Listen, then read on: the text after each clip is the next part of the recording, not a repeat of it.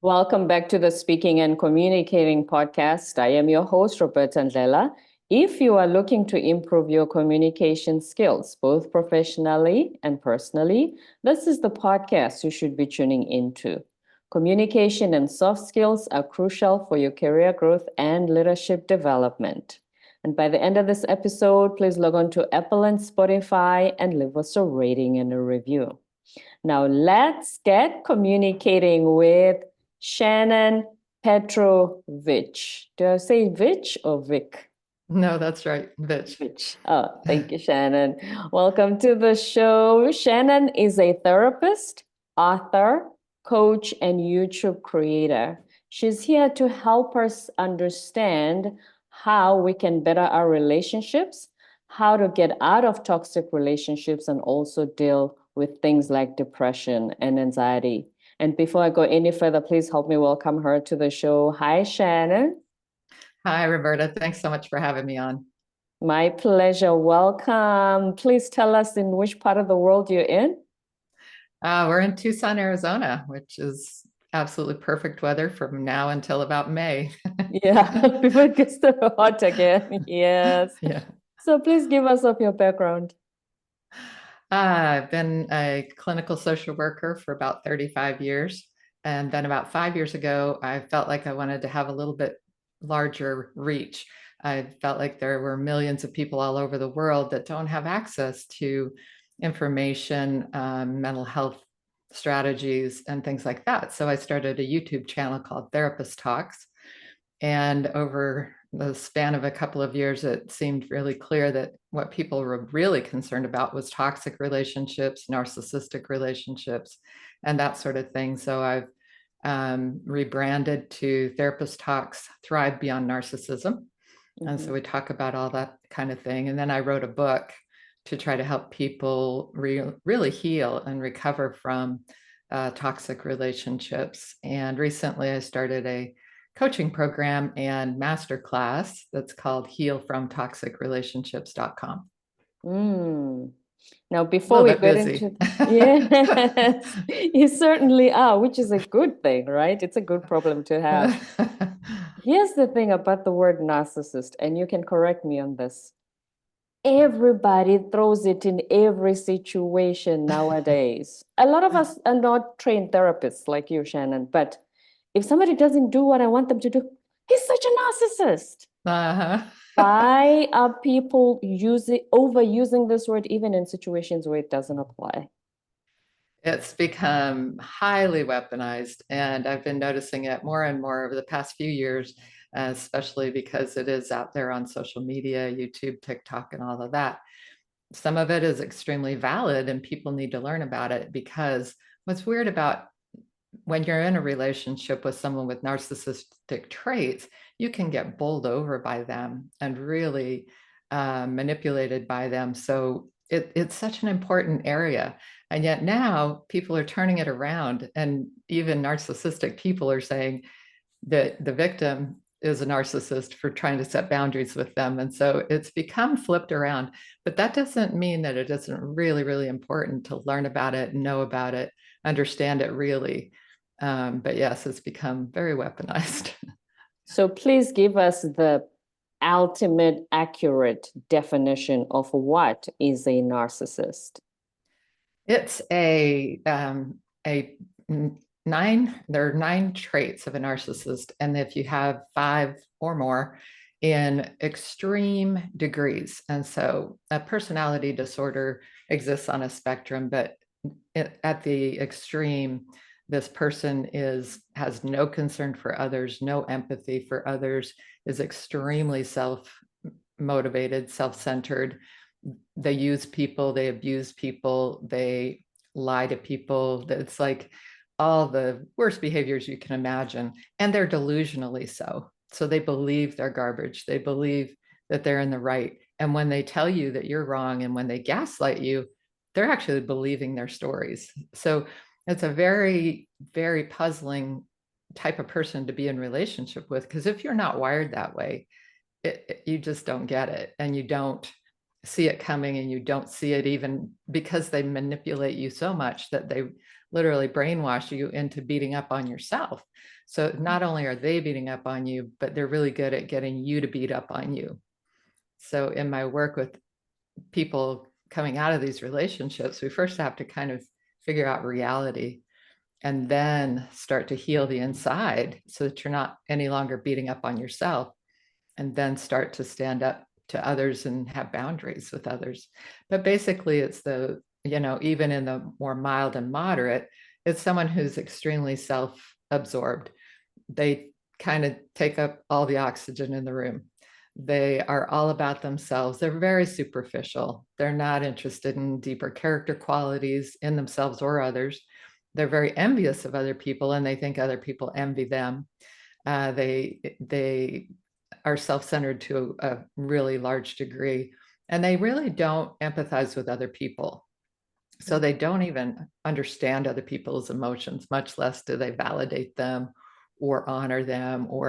And basically, if you're in a relationship with a narcissist, their thoughts, feelings, wants, moods, everything matter, and yours just don't. So you end up feeling like you're always placating them, you're always people pleasing them, you're constantly peacekeeping and just trying to keep them from imploding or exploding. So it's a rat race of craziness. This thing of being gaslighted, I'm guessing it also has degrees, right? Yep. Let's say my sibling, if I say, no, you did not say that, or, and they say, oh, you're gaslighting me, versus the just constantly make the person always denying what you said or did, or what they said and did, and you're saying they did it. And you start to get confused and thinking, I think I'm the crazy one. Because exactly. I genuinely remember this person doing this and they say it didn't happen. Was I dreaming? Yeah. Yeah. And you're right. The gaslighting word is also being thrown around a lot, but the real gaslighting is very, very sinister and pervasive in a relationship like this.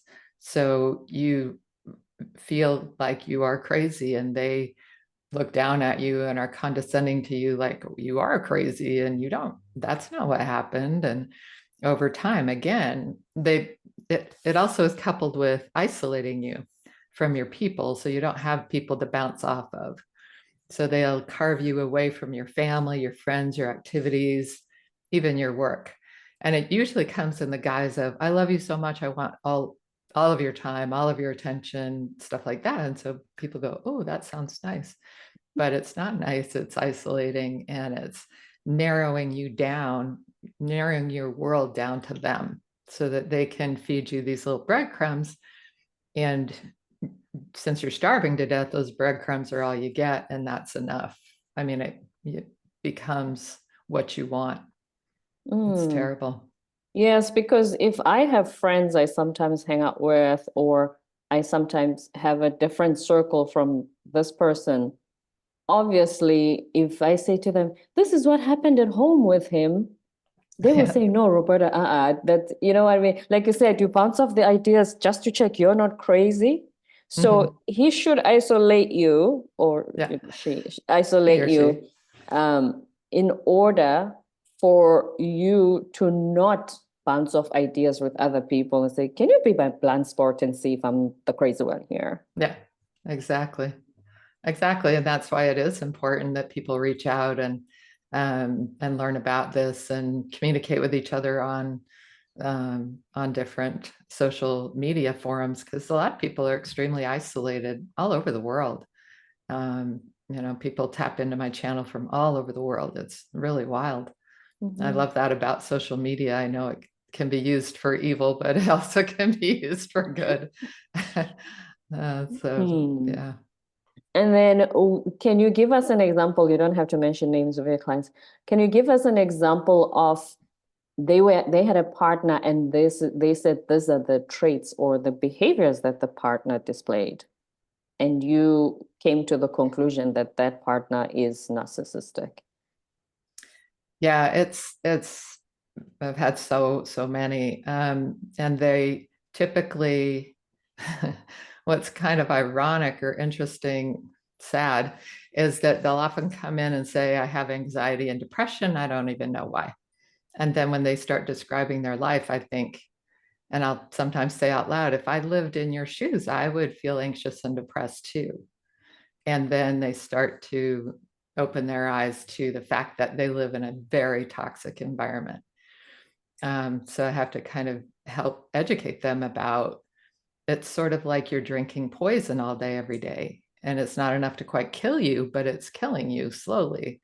Because when somebody is constantly bombarding you with anger and explosiveness and condescension and picking apart everything you do, that kind of behavior, you just erode and erode and erode, where and the adrenaline is going off all the time. So it's like living in a war zone, and your brain is literally being soaked in adrenaline all the time. That creates a cortisol buildup, and it's sort of like you have PTSD, even though you might even not see that you're going through trauma all day, every day. And here's the thing about a behavior when it's repeated. At first, you might go, whoa, what is this? You're on high alert. But the more that it happens, you also start to be numb to it. You get accustomed to it, in a sense. Yeah. Yes, absolutely. And that's part of the problem, is that people become so accustomed to it that they no longer notice it. And that's when, they bring it up in session, and they'll see the look on my face, like, that's abnormal.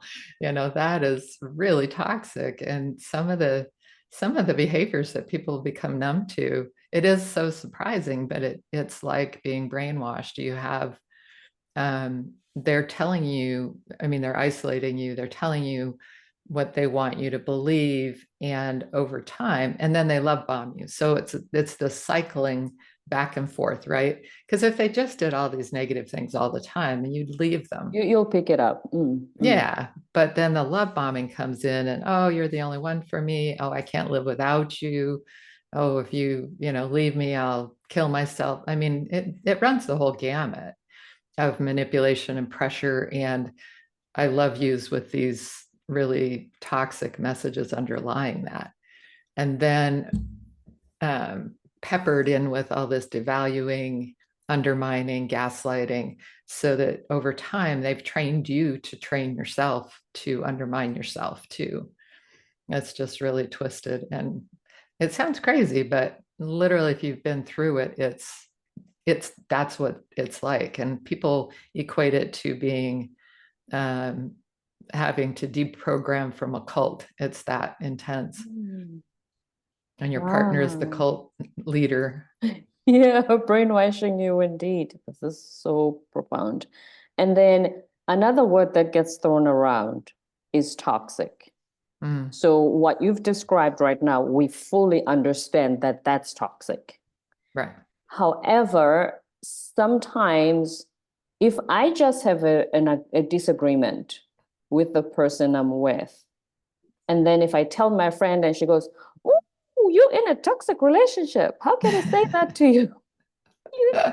Another word that I think we overuse, other than the extremes that you've described, can you at least then tell us what's the difference between a normal disagreement between two people in a relationship and a toxic relationship? Yeah, very good question. I think it's so important. In normal, healthy disagreements, we talk about it. I express myself, the other person expresses themselves. We figure out if there's any middle ground. If it's myself and my husband, we talk about whatever is on our minds. There's no meanness, there's no degrading each other, there's no blowing up or storming off or any of that intensity that is manipulative, is bullying. And people bully in different ways. Like, some people will do the implosion thing, but it's so intense that it completely blows apart your ability to stand up to it. So the covert narcissist typically does the implosion thing. And then everybody's walking on eggshells. You don't want to say anything that they don't want to hear. And so again, it's like being trained into this cult. So toxic is basically when someone is being mean or hateful or saying degrading or demeaning or disrespectful things. Because we can have agreements and disagreements all day, Right. but we don't have to be mean to each other ever, really. We can disagree on the issue, but not attack the person we're disagreeing with. Exactly. Which also brings the point of, I think I heard one, was it a marriage counselor or a preacher or a pastor who said, you can tell how long, if the couple's marriage is going to be successful based on how they fight. Yeah. Because we always think, oh, it's how much I love you. It will determine if we're going to spend the rest of our lives together. But he said the important thing to look out for is, how do they fight? When there's a disagreement, how do both of them communicate with each other if they disagree? And I would extend that to everything. You know, if you are going into a workplace or have a friendship or have a partnership, that how that person deals with conflict with you is critical. That's the information you want. So when people jump into relationships really quickly, I just shake my head. You have to spend a lot of time with a person to see how they have conflicts. How do they deal with frustration or sadness or despair or disappointment or someone disagreeing with them? And when you watch and see how a person reacts to that, you see what their heart is all about. Are they still kind and caring while they're having a disagreement, or do they go right for the jugular? And some people will. It's like, wow, they went right there. Like, they knew that was the most tender spot in that person's heart, and they went right in for the kill. And that's toxic. That is just really, really toxic. And do we sometimes get, okay, you're married and you don't know what it's like sometimes to in the dating scene. Do we sometimes get blinded by, yeah, he may be mean to the waiter, but he's nice to me here on the table while we wait for our food. Or he was being mean to the waiter because they were taking so long to bring my food. So he's looking out for me. Yeah. Do we confuse that with, oh, he's loving me versus he's actually a toxic person? Yes.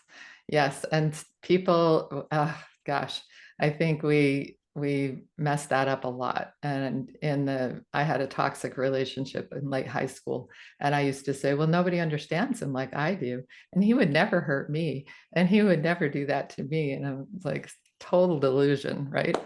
And so how somebody treats everybody is how they treat everybody. And he may be shining you on, or she may be shining you on now, but that's going to end. So you have to notice how they treat the waiter and the bus person and everybody, and that's how they're going to treat everybody. So and that everybody stuff includes you, who they claims to love. Yeah. And if they cheated on their previous person, more than likely they're going to cheat on you. So all that delusion is just awful. And we tend to choose projects instead of partners, and we need to choose partners, people who really have the potential to be our sanctuary away from the crazy world. You know, a lot of people, their relationships are the worst part of their lives. They're the craziest part of their lives. And that's so sad, because it's a crazy world. We need a sanctuary at home. At least to come home to peace and love. Yes. Yeah, that's where you should recharge. Back to that, now that you've mentioned it, a lot of us women, we are accused, those of us who are single, we are accused of wanting the bad guy and being bored by the kind guy. What toxic trait are we carrying to the dating market when we behave that way? Well, part of the problem is, I think we often need to look at the role we played growing up. So for a lot of people, especially women, I think we're taught to be placating, peacekeeping, and people pleasing. And so we tend to, and if we grew up with angry, moody male figures in our lives, then that feels like home. It's not a conscious choice, but it just resonates for us. And that's really unhealthy and sad. And we have to recognize, okay, that's my part. So I was widowed. And then when I got back into the dating scene and found my current husband, he was just the most amazing man. And I thought, way back when I was not healed, I would not have chosen him. He would have bored you. I don't think it would have even been boredom. It just wouldn't have, I just would have felt weird, I think is the word, because I treated myself so poorly inside my own head that I couldn't quite, he was just too wonderful. I know that sounds crazy. Yes, that's true, which is what we get accused of, that the most wonderful guys are the ones who struggle to find a decent woman. And and if the guy is a bad boy, that's how we get excited. Yeah, but I don't think it's excitement. I think it's resonance. I think it's resonating with our past roles and past childhood relationships and our family relationships. And I think it's an unhealed part of us, where if we really truly learn to care about and nurture ourselves from the inside out, that we're going to resonate with that wonderful guy that's going to be a wonderful partner to us. Right. We certainly need healing indeed. So what is the next step when you recognize that, wait a minute, this is not a healthy relationship? What is the next step then in order to finally get out of it? Because let's be honest, we don't recognize that on day one, and then the next day we pack our bags and we're gone. Right. And nor do you need to. Sometimes you can identify your own thoughts, feelings, wants, and needs, express those. And sometimes your partner will say, wow, I'm glad you showed up, because if we started the relationship as the placater and people pleaser, they don't even know who we are. So that part is mine to own and to change. Then when you show up, you get to see what they do. So do they love you, or are they mad? Are they want that people pleasing part? If they want you back the other way, it's not good. And if they say, I want my wife back the way she was or whatever, it's like, oh yeah, it's not going to happen. I can't unsee this, and this is not going to change. So taking ownership of your own thoughts, feelings, wants, and needs. And then setting boundaries. Sometimes people need those grown-up timeouts, like, okay, well, when you calm down, you can call me back, and hanging up or walking out of the house or out of the room or whatever, so that people see, oh, I can't treat her the same way that I used to. And then again, you get to see what happens. So if they escalate from there, then you know that the only way this relationship works is if you don't exist. And so you've got to get out, or you don't exist. Yes, because they want that version of you that just serves whatever they want at that time, and not the real authentic you. And then please tell us about your book.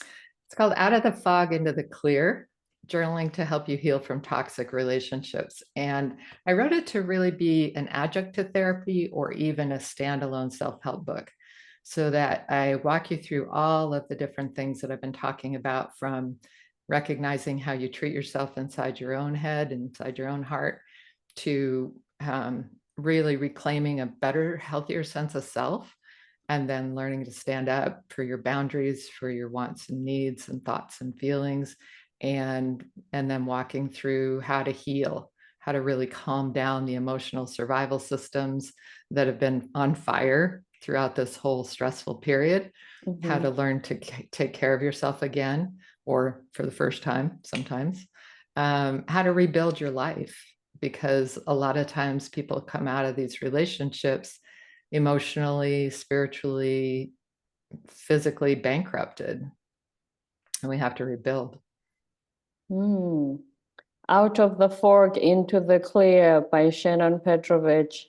Now, when it comes to relationships as well, you mentioned loneliness earlier.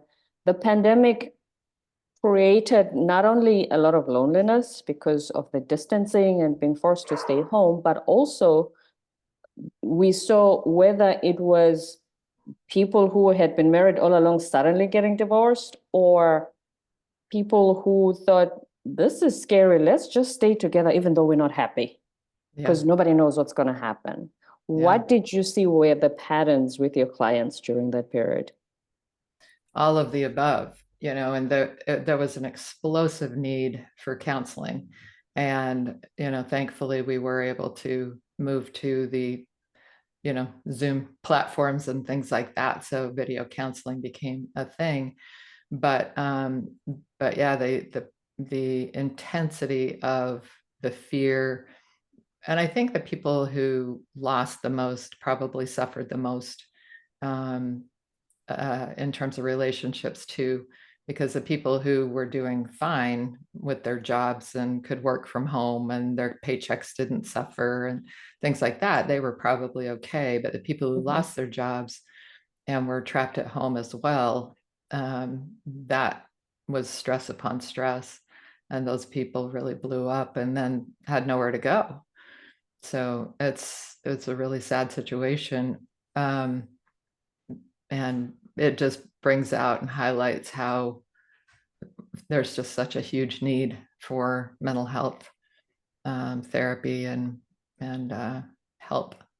And why do you think this generation of teenagers, at least compared to, I'm 47, compared to my generation, why does this generation of teenagers suffer from depression on such a large scale? There's actually a lawsuit going on right now against Meta for Instagram targeting teenage and preteen girls. Basically, the social media stresses, I believe, have had an enormous impact on girls in particular. And they don't have a lot of good information about what is anxiety, what is depression. And so if they feel sad or if they feel scared, then they immediately feel more scared, feel more sad, feel more scared, feel more sad. And so we don't teach in school how to self-calm, how to self-soothe, how to talk your way down off of that fear. And so, typically the voice inside your head, the messages in your head are just, oh my God, oh my God, oh my God, oh my God. It and just pretty gets soon worse. you're in a panic attack. And then you're continually afraid of the panic attack. So you're continuing to do that. So it's just it's a lack of information. And also, we all did embarrassing things when we were teenagers, but it wasn't broadcast everywhere. Nobody Thank had a God. phone with a camera. No, and it wasn't running on a loop in everybody's social media. Oh gosh, I can't even imagine. That would have been horrible. That's awful. My heart breaks for these girls, in particular, boys too. And they can also do some really mean things with that recording of you at school and something happening. And I just think, how do these kids cope today? Yeah, it's horrible. Any last words of wisdom from anyone who's questioning whether they are in a toxic relationship or it's just a normal disagreement phase that they are going through with their partner? I think the best thing to do is to notice. So emotionally step back and watch, because toxic people have this whole ream of games and they become kind of predictable. And so if you step back emotionally and don't get affected by them, but kind of watch the circus go by, you'll say, oh, wow. Oh, wow. Oh, and there's that game. And then that didn't work. And so now they're switching to this. Like sometimes they'll bounce from guilt trip to anger, to sadness, to poor me, to the martyr thing. It's like they bounce all around. And if you emotionally step back and don't get hurt by it, because it isn't about you, then you can see it. And then also notice, what am I actually feeling or thinking or wanting, and express that. And especially if it's a disagreement, start to say that stuff more and more and sooner in a relationship. So don't play nice and placate and do all that stuff in the early relationship, because you're just not showing up. Truly, you're showing up in your authentic self, as you said. So it's really important that you notice if you are doing those old patterns, because I think we as women are very much trained to be that way, and we have to fight that. So when you show up, step back, notice what happens. Do they get whiny because you want to go out with the girls one night? Do they pout, or do they ghost you, which is another form of them punishing and bullying you, right? Oh, yeah. So if you speak up for yourself and then they ghost you for a week, bye-bye. Yeah. It's not worth your time. Just Mm. isn't. So be an observer, be like an outside observer, basically, of your relationship. Yes. Thank you so much for being such a wonderful resource. Thank you Because so much, Roberta. there's so many of us who need this. My absolute pleasure, Shannon. And before you go, please tell us where we can find you online and give us details where we can find the book as well. Okay. It's healfromtoxicrelationships.com/info. And also nofoggydays.com is my book site. So, but it's on Amazon and Kindle and all that good stuff. Okay. Healfromtoxicrelationships.com is your website. No Foggy Days is where you'll find Out of the Fog into the Clear, the book. Yeah, or on Amazon. Or on Amazon. Thank you so much, Shannon Thank you, Roberta. Petrovich. My absolute pleasure. Don't forget to subscribe, leave a rating and a review on Apple and Spotify, and stay tuned for more episodes to come.